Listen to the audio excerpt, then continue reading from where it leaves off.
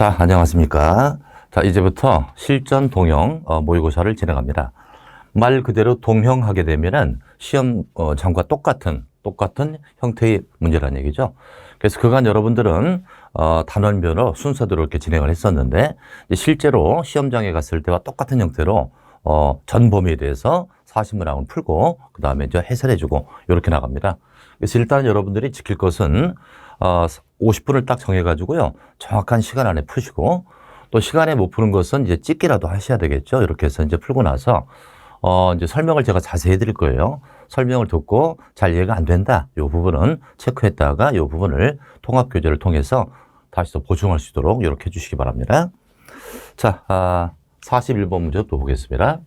국토법령상 기반설 중 환경 기초에 해당하지 않는 것 그랬죠? 자, 기반설은 종류가 7가지가 있죠? 교통시설부터 환경 기초까지 7개. 최근에 출제가 가장 많이 되는 거죠. 환경 기초에 대해서 출제가 많이 됩니다. 우리가 환경 기초가 딱 나오면 더럽다라고 생각해야죠. 더러운 게 아닌 거 찾는 거죠. 자, 빗물 저장 및 이용시설, 폐차장, 유류 저장 및 송유, 폐기물 처리, 수질 오염 방지. 더럽다와 관계가 없는 게 뭘까요? 바로 유류 저장 및 송유 설비가 되겠죠. 유류 저장 및 송유 설비는 바로 유통 공급 시설이죠. 그래서 3853번이 답이 되겠습니다. 이런 문제라면 여러분들이 완벽하게 득점을 하셔야 됩니다. 자, 이제 42번 문제죠. 국토법령상 광역도시계획에 대한 설명이다. 틀리는 것 찾는 거죠. 자, 광역계획권이 둘 이상에 인접한 시도에 걸쳐 있다. 이때 광역계획권을 누가 정할까? 당시 광역도시계획은요, 광역계획권을 정해놓고 여기에 방향을 잡는 게 광역도시계획이에요.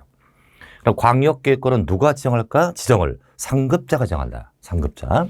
따라서 광역계획권이 둘 이상의 시도에 걸쳤으니까 상급자 누구? 국토부 장관이 정한다. 이렇게 말했겠죠.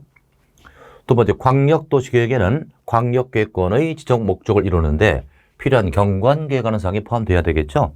광역도시계획은 광역계획권에 수립하는 계획이니까 광역계획권에 대한 경관계획이 포함될 수밖에 없습니다.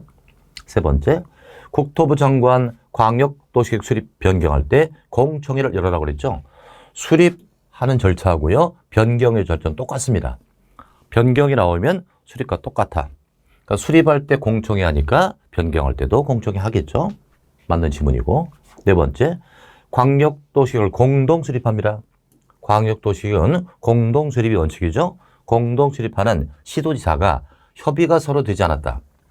시도가 공동 수립해야 되는데 협의가 되지 않았어요. 그럼 어떡한다? 시도지사는 상급자 국토부 장관을 찾아가서 조정 좀 해줘요. 조정을 신청하죠. 이때 조정 신청은 시도지사가 공동으로 가도 되고 단독으로 가도 됩니다. 자, 이때 협의가 되지 않았다면 공동으로 조정을 신청해야 한다라고 되어 있죠. 공동으로 조정을 신청해야 한다라면 단독 조정은 안 된다는 얘기죠. 틀리는 거죠. 그래서 공동 또는 단독으로 조정을 신청할 수 있다. 이렇게 맞습니다. 4번이 틀리겠죠. 물론 이때 단독으로다가 조정을 신청하면 맞바로 조정해주지 않죠. 기간을 정해서 당사자 간에 협의해봐라.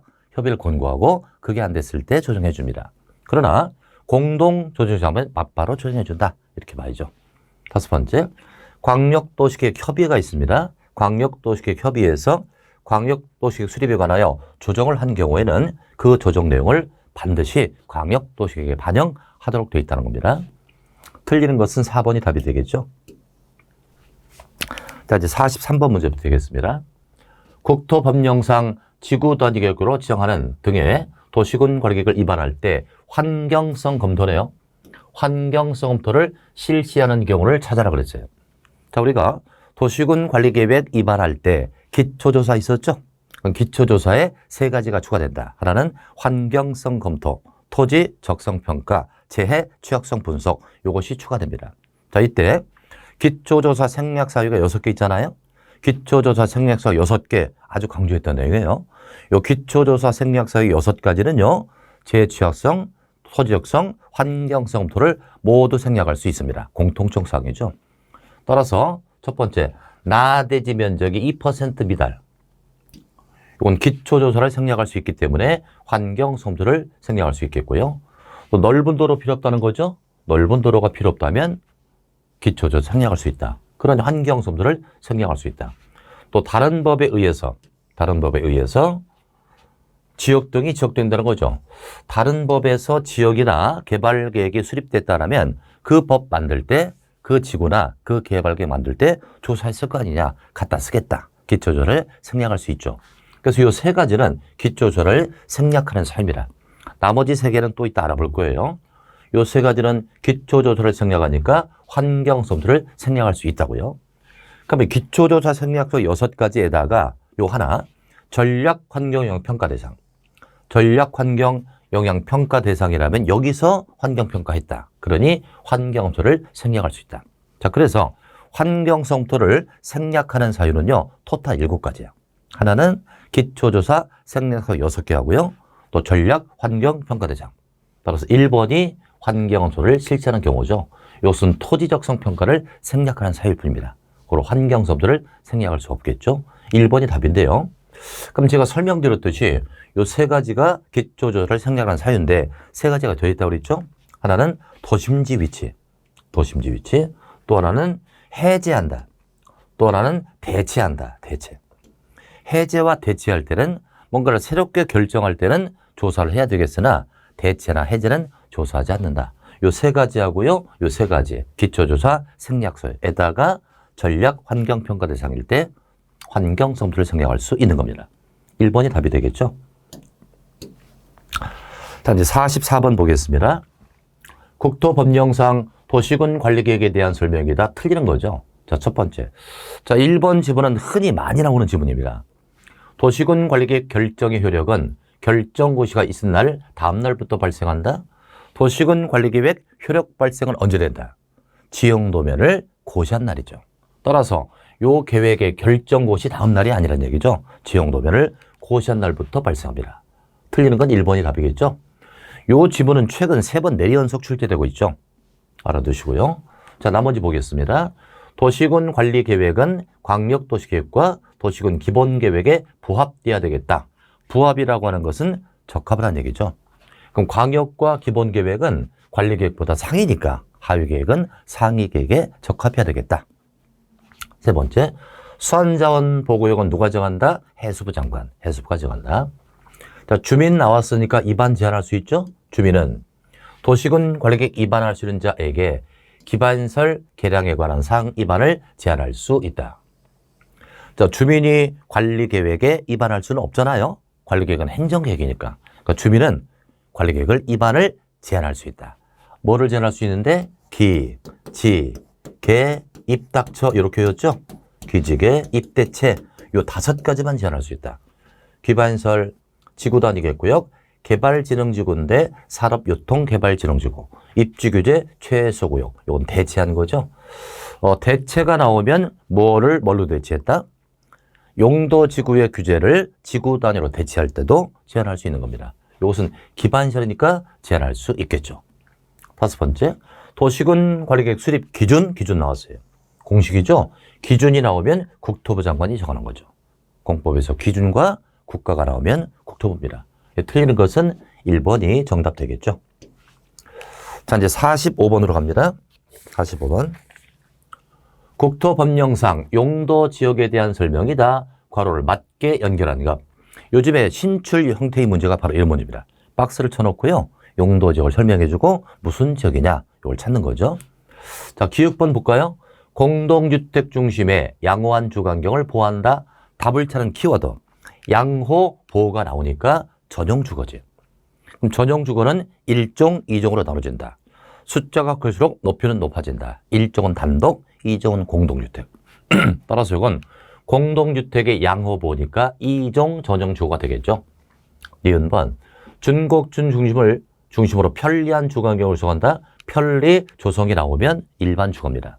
그럼 일반 주거는 1, 2, 3종으로 나눠지는데 숫자가 클수록 높이는 높아진다. 1종은 저층, 2종은 중층, 3종은 중고층. 이건 중고층의 편리 조성이니까 3종 일반 주거가 되겠죠. 디귿번 주거 기능을 위주로 상업과 업무 기능이 보완된다. 우리가 상업과 업무가 보완되면 준자가 들어간다. 따라서 이건 주거 기능을 위주로 상업 업무가 보완되니까 준자가 들어가서 준주거가 되겠죠. 이걸 그대로 찾으면 정답은 바로 1번이죠. 이런 유형의 문제에 대비하시기 바랍니다. 자, 이제 46번 갑니다. 국토법령상 입지규제 최소구역에 대한 설명이다. 틀리는 것. 자, 용도구역은 5개로 나눠집니다. 개, 도, 시, 수, 입. 개발 제한구역, 도시 자연공원구역, 시가와 조정구역, 수안자원보호구역, 입지규제 최소구역.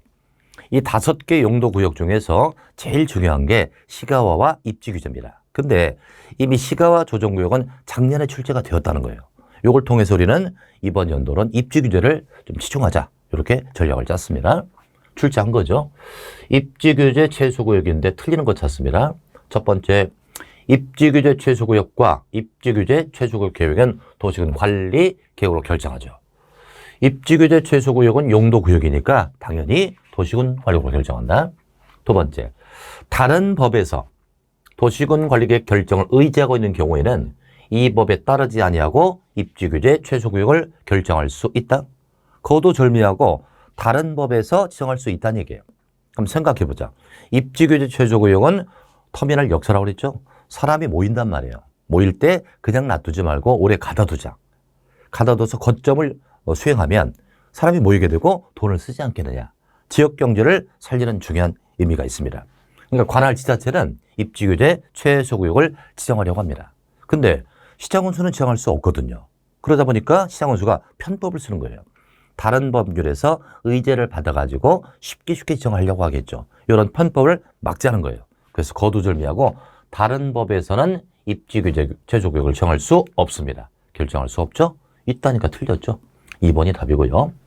또 입지규제 최소구역은 도시적을 대상으로 정한다. 입지규제 최소구역은 터미널 역사니까 중심지역이죠. 반드시 도시적을 대상으로 정한다. 네 번째, 입지규제 최소구역에 대해서는 부설 주장 기준을 적용하지 않습니다. 배제하는 거죠. 그러니까 입지규제 최소구역은 사람이 모이게 해야 됩니다. 사람이 모일 때 가장 큰 시설은 바로 광장이죠. 광장에 있어야만 사람이 모인단 말이에요. 광장 설치에 방해가 되는 건 이건 배제시킵니다. 그중 하나가 부설 주장. 매 건물마다 부설 주장이 설치가 되면 광장 설치가 곤란하겠죠. 이걸 배제시켜버립니다.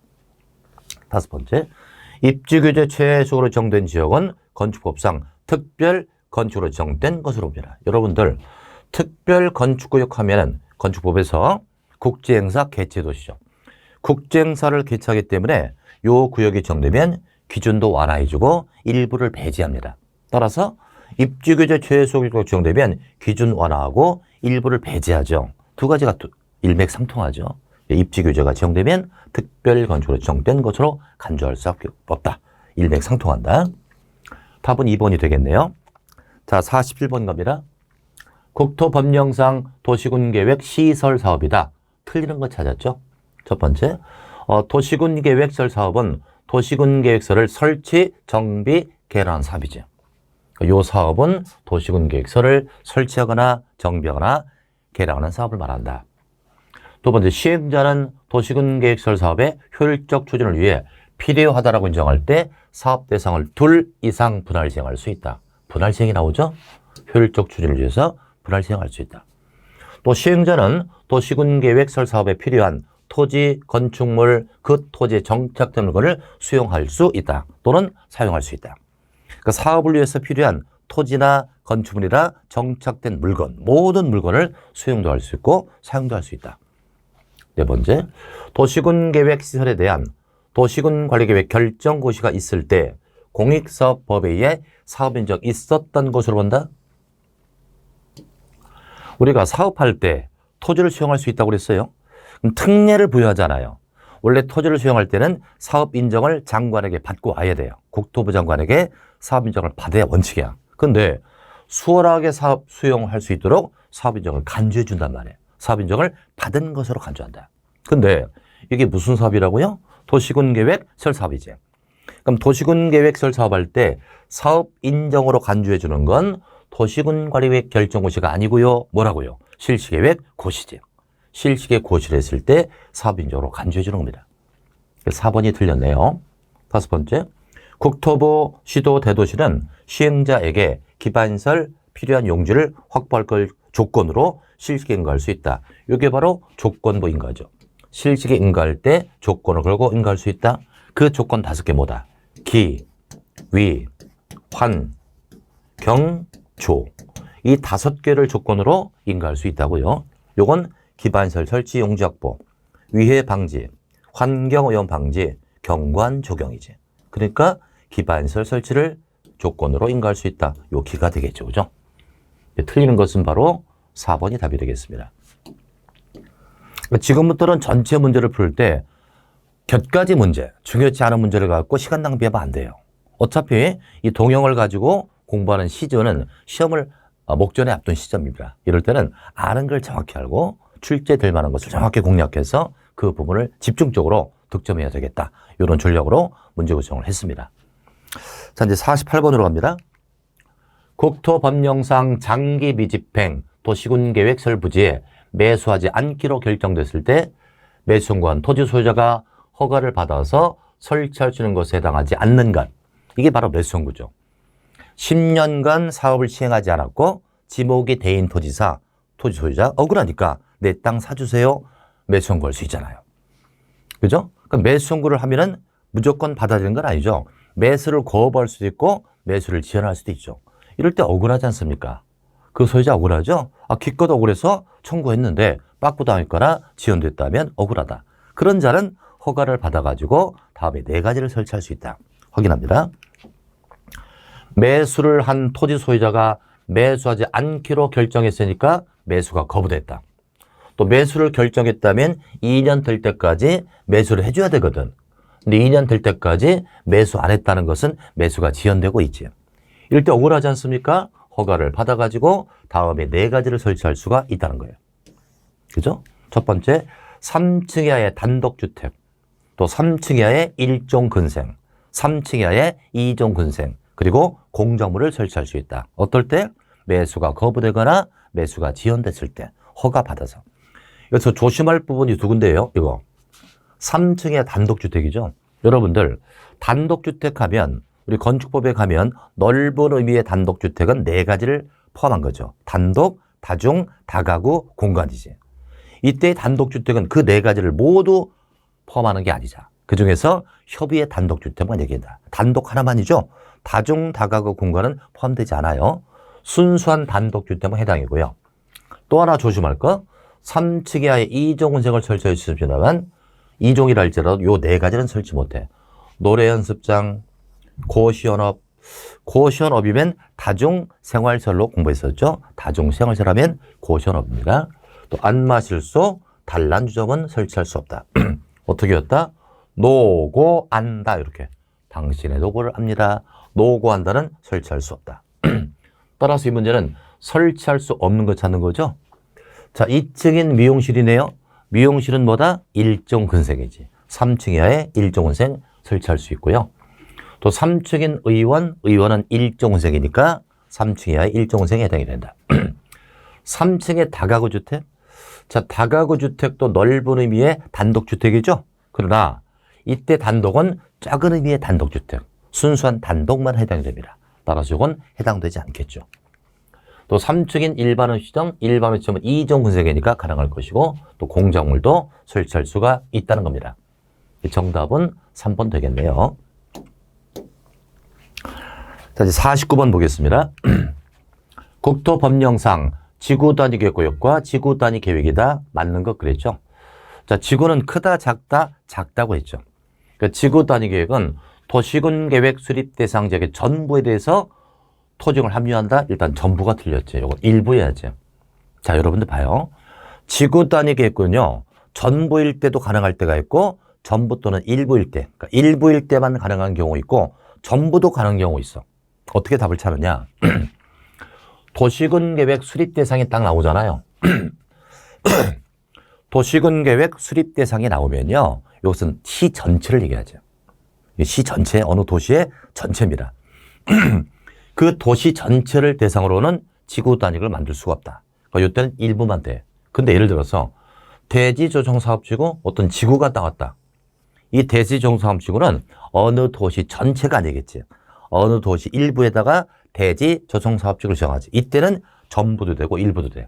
왜? 이게 바로 일부의 전부니까. 일부 지역이니까 그 전부도 되고 일부도 된다. 그러니까 이렇게 도시군 관리계획 수립 대상 지역이 딱 나오면 일부만 돼. 근데 지역 등이 나오면 전부도 되고 일부도 돼. 이렇게 보시면 돼요. 이건 틀렸죠? 두 번째, 용도지구로 지정된 지역은 지구 단위로 정할 수 있습니다. 없다. 틀렸죠? 왜 그러냐면 개발이 가능한 지역은 다 지정할 수 있다고요. 개발이 가능한 것은 양호하게 만들기 위해서 지구 단위 계획을 정할 수 있거든요. 그럼 용도지구가 지정되면 개발할 수 있잖아요. 개발할 수 있으니까 지정 대상이 되겠다. 세 번째, 농산, 어촌 기능 증진, 미관 개선, 양호한 환경을 확보하기 위해 지구 단위를 수립해서 기준을 완화한다, 강화한다. 살기 좋은 동네를 만들기 위해서 기준을 완화해 주는 거지. 강화가 아니라 완화입니다. 네 번째, 대지종 사업지로 지정된 지역은 전부에 대하여 이 구역 정할 수 있지요. 지역 등이 나오면 전부도 되고 일부도 된다. 따라서 답은 5번인데요. 시장운수가 위반한 지구 단위 계획 구역은 누가 결정한다? 시장운수가 결정한다. 그러니까 도시군 관리계획 결정권자, 예외적 결정권자 중에 시장운수가 결정하는 게 딱 두 개. 하나는 시장운수가 위반한 지구 단위 계획 구역. 그리고 또 하나는 대책. 이것은 시장운수가 직접 결정한다. 답은 5번이 답이겠죠? 자, 이제 50번 들어갑니다. 국토법령상 개발행위 허가에 대한 설명이다. 틀리는 것. 우리가 개발행위 허가하면 토토토 건물 그랬죠. 그죠? 개별적 행위를 허가받자. 토토토 건물이잖아요. 토지 형제 빙별, 토석 채취, 토지 분할, 건축물의 건축, 공작물의 설치. 물건 쌓는 거죠. 그래서 토토토 건물인데, 근데 반드시 도시군 계획 사업이 나오죠, 여러분들. 도시군 계획 사업은 공익성이 크다고 그랬잖아요. 이것은 절대 허가 대상이 아니다. 이 두 가지만 알고 틀리는 거 찾습니다. 녹지 지역에서 관계법에 따른 허가인가를 받지 아니하고 행하는 토지 분할. 토토토에 들어가죠, 토지 분할. 근데 건물이 있는 건 제외야. 건축물이 있는 대지는 제외니까 나대지를 분할하는 걸 얘기하지. 이것은 개발행위 허가를 받아야 합니다. 다른 법에서 허가를 만약에 받았다면 그 법에서 받으면 돼. 다른 법에서 허가를 받지 아니하는 토지 분할은 개발행위 허가 대상이 되는 겁니다. 두 번째, 재개발 사업에 의한 건축물 건축할 때 개발행위 허가를 받아야 한다. 돌려놨죠. 제가 아까 그랬죠. 공익성이 큰 도시군 계획 사업은 허가 대상이 아니라고. 그럼 여기서 재개발 사업은 도시군 계획 사업이잖아요. 도시군 계획 사업은 세 가지를 합친 거죠. 도시군 계획, 시설 사업, 도시 개발 사업, 그 다음에 정비 사업. 그럼 여기서 재개발 사업은 정비 사업이니까 도시군 계획 사업이고요. 이것은 허가 대상이 아니겠지. 허가를 받지 않습니다. 세 번째, 관리 지역에서 건축물의 울타리 아래 위치하지 않는 토지의 물건을 이상사할 때 허가를 받아야 한다. 우리 토토토 건물 중에 틀리는 건 바로 2번 답이고요. 토토토 건물 중에 물건 쌓는 게 나오죠? 1월 이상 쌓을 때 허가를 받는 거 맞습니다. 네 번째, 흙, 모래, 자갈 등의 토석을 채취한다. 토토토에 나오죠? 토석 채취도 허가 대상이다. 또 공작물 설치도 건축물의 건축이나 공작물 설치도 허가를 받는 대상이죠. 그래서 도시군 계획 사업은 허가 대상이 아니다. 2번이 답이 되겠죠. 자, 51번으로 갑니다. 국토법령상 기반시설 부담구역이죠. 기반시설 부담구역 지정이다. 틀리는 겁니다. 기반시설 부담구역 하면 기반시설이 정말 필요한 지역이죠. 그러니까 신도시 개발 지점 보세요. 개발하기를 많이 하니까 기반시설을 부담시켜야죠. 누구에게? 시행자에게. 이게 바로 기반시설 부담구역입니다. 틀리는 것 찾습니다. 기반시설 부담구역은 6인 확인하시고요.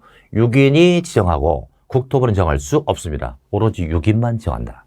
6인이 누구다? 특, 광, 특시, 특도, 시장, 군수. 그자만 정한다.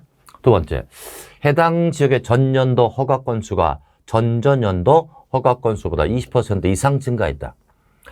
허가 건수가 20% 이상 증가했으니까 엄청난 개발이 기다리지. 그러니 기반시설 부담구역을 반드시 정해서 이것을 기반시설을 설치하자. 기반시설 번호를 지정하여야 한다. 자, 기반시설 부담구역을 반드시 정하는 의무적 대상이 세 가지. 첫 번째, 기준이 완화됐다. 또 규제가 해제됐다. 이럴 때 신도시 할 수 있죠. 완화, 해제. 그리고 20% 이상 증가했다. 허가 건수가 20% 이상 증가했거나 인구 증가율이 20% 이상 증가했을 때 반드시 정합니다.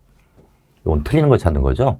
세 번째, 기반시설 부담구역은 기반시설에 적절하게 배치를 주는 규모로 최소 30만 이상의 규모로 지정해야 한다. 자, 원칙은 얼마 이상? 10만 이상이지. 10만 이상일 때 지정할 수 있는 겁니다. 그리고 30만 이상일 때 지정해야 한다라면 틀린 거죠. 그러나 만약에 30만 이상일 때 지정할 수 있다 그러면 맞겠지. 근데 이 지문은 30만 이상에 되도록 지정해야 한다는 10만 이상은 안 된다는 얘기니까 10만 이상이 정답입니다. 3번이 틀렸고요. 네 번째, 기반시설 부담구역을 정하려면 주민 의견을 듣고요. 지방도시의 심의를 거쳐서 지정하고요. 이를 고시합니다. 그러니까 주민 의견 듣고 심의를 거쳐서 그리고 고시한다. 다섯 번째, 기반시설 부담구역은 개발 밀도 관리구역 중복될 수가 없지요. 개발 밀도 관리구역은 시내 중심부라고 그랬죠? 중심지역. 기반시설 부담구역은 신도시 개발지역과 변두리. 두 개는 지정 장소가 다를 수밖에 중복될 수가 없습니다. 정답은 틀리는 건 3번이 답이 되겠네요. 자, 52번으로 갑니다. 종합적인 문제를 내봤는데요. 국토법령상 실효 및 해제의 사유에 해당하는 것은 몇 개냐? 우리 국토법률에서 실효되는 거, 효력 상실되는 거, 또 해제되는 것이 여러 개 있는데 이걸 한번 묶어봤습니다. 자, 찾아보자. 광역계획권을 정했다. 3년 될 때까지 시장군수로부터 광역도시계획 승인청이 없다. 자, 어렵사리 광역계획권을 도의사가 정했어요. 그럼 하급자 시장군수가 계획을 만들어 와야 돼. 근데 3년 될 때까지 승인청이 없다. 이때는 실효되는 게 아니고요. 도의사가 더 기다리지 않죠? 도의사가 직접 수립하는 사유입니다. 실효사는 아니다. 니은번 시가와 조정구역에서 시가와 유보기간이 끝났다. 시가와 유보기간이 몇 년이죠? 5년 이상 20년 이내죠. 기간이 있다는 건 기간이 지나면 자동으로 없어지는 거죠. 유보기간이 끝나는 다음날 실효가 됩니다. 이건 실효사유고요. 디귿번 지구단위 계획이 지정됐다. 3년 될 때까지 지구단위 계획의 결정고시가 안 됐다. 다음날 지구단위 계획은 실효가 되죠. 실효사유고요. 1번 도시군계획설에 대해 도시군계획설 결정고시로부터 3개월 이내 재원조달이나 보상계획을 포함하는 단계별 집행계획을 수립하지 않았다? 단계별 집행계획은 도로 깔 때 보상이나 재원조달이지. 그거 없다고 도로 까는 걸 실효시킬 수는 없다. 실효사유 없습니다. 단계별 집행계획은 실효사유 없다. 또 지목의 잡종지, 잡종지인 토지에 도시군계획설의 결정고시가 됐고 20년 될 때까지 사업이 시행되지 않았다. 자, 장기 미집행의 실효사유는 몇 년 미시행? 20년이죠. 20년 동안 시행을 안 했다면 그 다음날 실효가 된다. 이때는 지목과 무관합니다. 다만 매수청구와 헷갈리면 안 돼요. 매수청구는 10년 미시행에 지목되고 실효일 때는 20년 미시행이면 지목과 관계없이 실효가 됩니다. 미음번 맞겠고요. 비읍번 기반시설 부담구역이 정됐다. 1년 나오죠. 1년 될 때까지 기반시설 설치계획 수립 안 하면 그 다음날 구역은 해제가 되는 거죠. 이것도 해제 사유에 해당이 되겠죠. 실효나 해제 사유니까 몇 가지? 4가지. 정답은 3번 되겠죠. 여기까지가 국토법률이고요. 이제 도시개발법 문제를 풀겠습니다. 도시개발법상 도시개발구역이 정된 이후에 개발계획 수립할 수 있는 지역에 해당하지 않는 것. 우리 도시개발법은요. 개발계획부터 먼저 만들고 구역을 나중에 만드는 게 원칙이에요.